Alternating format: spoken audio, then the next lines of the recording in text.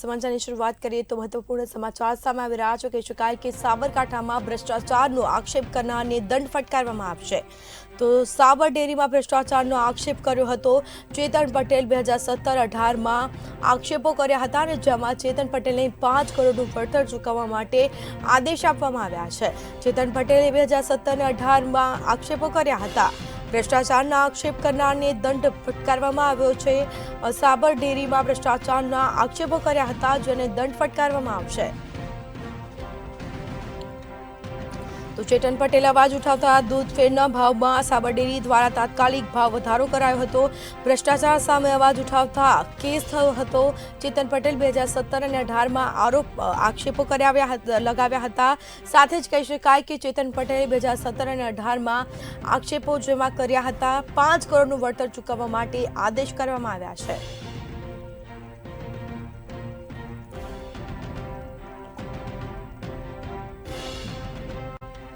તો સાબરકાંઠામાં ભ્રષ્ટાચારના આક્ષેપ કરનારને દંડની કાર્યવાહી હાથ ધરાઈ છે.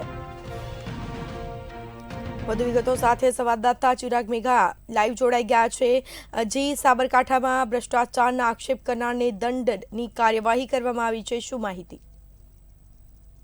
જે સાબરકાંઠા જિલ્લાની જે સાબર ડેરી છે, સાબર ડેરીમાં સાબરકાંઠા અને અરવલ્લીના પશુપાલકો છે, તે પશુપાલકોના હસ્તે ચાલતી સાબર ડેરીમાં જે 2017-18માં જે દૂધના ભાવ છે, દૂધના ભાવમાં ફેરફાર કરવા બદલ પશુપાલક ચેતન પટેલ કે જે ઈડર તાલુકાના વતની છે, ઈડર તાલુકાના વતની ચેતન પટેલે સાબર ડેરીમાં જે દૂધના ભાવમાં ફેરફાર બદલે 17-18માં જે છે તે વાંધા અરજી મૂકી હતી અને વિરોધ ઉઠાવ્યો હતો. જેને લઈ સાબર ડેરીના જે ડિરેક્ટર છે ભરતભાઈ પટેલ, તેમના દ્વારા ચેતન પટેલ સામે છે તે માનહાનિનો દાવો કરવામાં આવ્યો હતો અને આખરે વર્ષ 2023 એટલે 2024ની સ્ટાર્ટિંગમાં જે કહેવાય કે જે 2024ના જાન્યુઆરીના પ્રથમ દિવસે જ જે ચેતન પટેલને છે તે મોટો ઝટકો લાગ્યો છે. સાબર ડેરી સામે અવાજ ઉઠાવનાર ચેતન પટેલ છે તે ચેતન પટેલને 5 કરોડનો દંડ છે દંડ ફટકારવામાં આવ્યો છે. અને જે સાબર ડેરી ભ્રષ્ટાચાર સામે જે સવાલ ઉઠાવ્યો હતો, ભ્રષ્ટાચાર સામે સવાલ ઉઠાવનાર ચેતન પટેલને છે તે કડક વલણ અપનાવવામાં આવ્યું છે. જેને લઈ